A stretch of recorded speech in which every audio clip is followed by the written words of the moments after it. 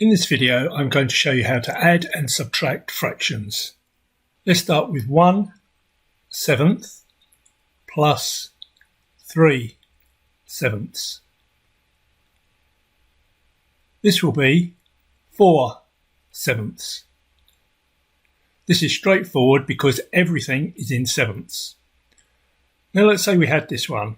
Say we had 1/2 plus 1/3. This is hard because the denominators are not the same, so we need to make them the same. 1/2 is the same as 3/6. 1/3 is the same as 2/6. We can now add them together because these are now all in sixths. So we have 3 plus 2 is 5. So the answer is 5/6. But how did we know to use 6 here? Well, what we did was we multiplied the 2 by the 3. We then knew that both 2 and 3 were divisible into 6. Let's try another one. Let's try 2/5 plus 2/3. So what are we going to use here as our new denominator? Well, we can use 15ths, 5 times 3. This becomes 6 because 5 goes into 15 3 times and 3 times 2 is 6. So we have 6/15. Plus, again in 15ths, we have 10 because 3 goes into 15 5 times and 2 5s are 10. So 6/15 is the same as 2/5 and 10/15 is the same as 2/3. So now these are both in 15ths, we can add them together and we end up with 16/15.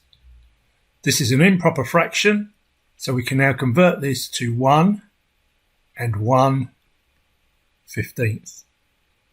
Because 15 goes into 16 once, with 1 left over. That's the answer. Now let's try this one. 2/3 plus 3/4 plus 1/2. Okay, what are we going to use as our new divisor? We multiply 3 by 4 by 2. This gives us 24. 3's into 24 go 8. 2 8s are 16. So that's 16 over 24. Plus, again over 24. 4's into 24 go 6. 3 6s are 18. Plus, 2's into 24 go 12. Times 1 is 12.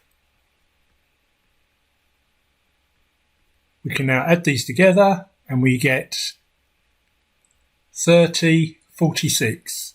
So 46 over 24 is the same as 23 over 12 because we've divided top and bottom by 2.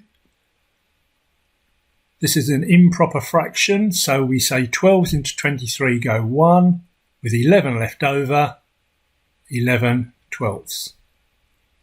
And that is the answer.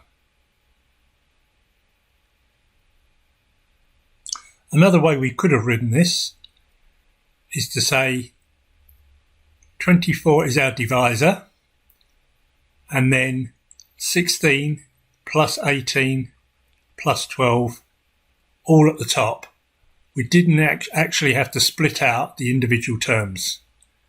You may also notice that the new divisor gets quite high because we're multiplying together the individual divisors here. But there is a way we can simplify that, which I'll show you in the next example.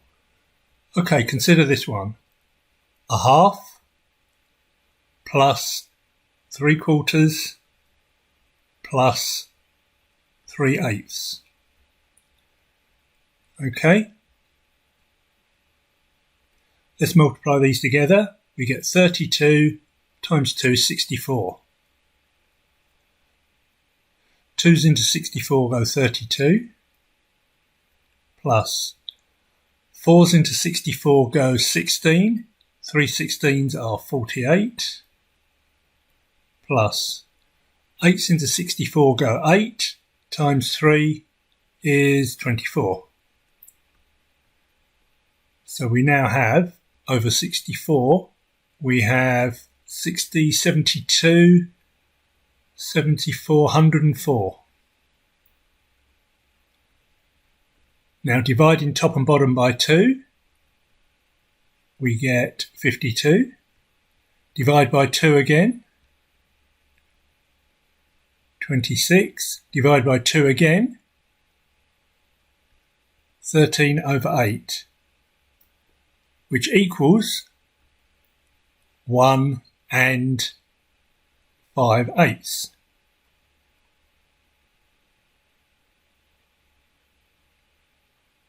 Okay, these numbers are all getting quite big here, and this is how you can make that easier. Instead of having 64 as our new divisor by multiplying these together, is all we have to do is find a lower number that all of these go into.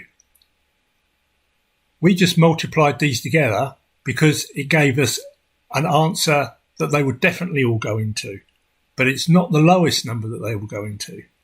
In this case, 2, 4 and 8 all go into 8. So if we put an 8 down here, we can then say 2's into 8 go 4, 4's into 8 go 2, times 3 is 6, 8's into 8 go 1, times 3 is 3.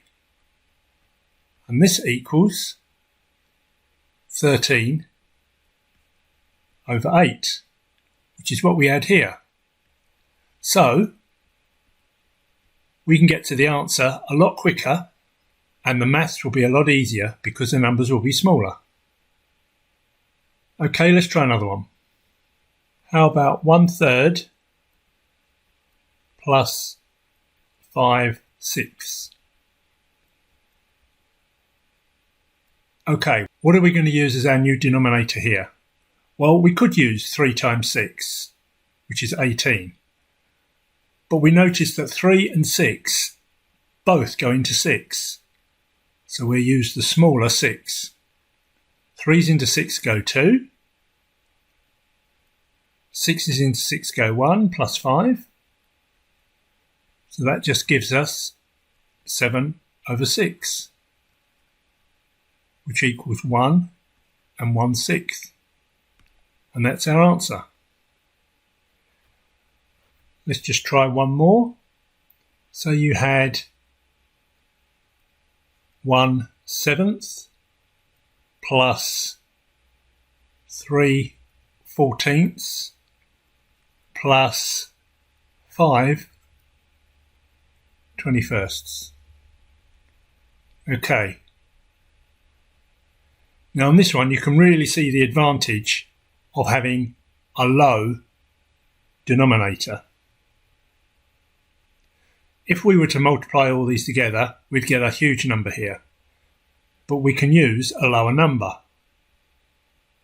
Can you see what that number is? Well, these are all on your 7 times table. If we keep going through the 7 times table, we'll eventually find one that these will fit into. And the answer is, in fact, 42. 7's into 42 go 6, times 1 is 6. 14's into 42 go 3, times 3 is 9. And 21's into 42 go twice, times 5 is 10. This gives us 15/25 over 42. And that is the final answer. So if that's how we add fractions, how do we take them away? Well, taking them away is just as easy as adding them. Half take away 1/3. We do exactly the same thing. So the new divisor here is 6. 2's into 6 go 3. 3's into 6 go 2. The sign here just becomes negative instead of plus. Equals 1/6. Let's try a slightly harder one. 3/8 plus a half minus 3/4.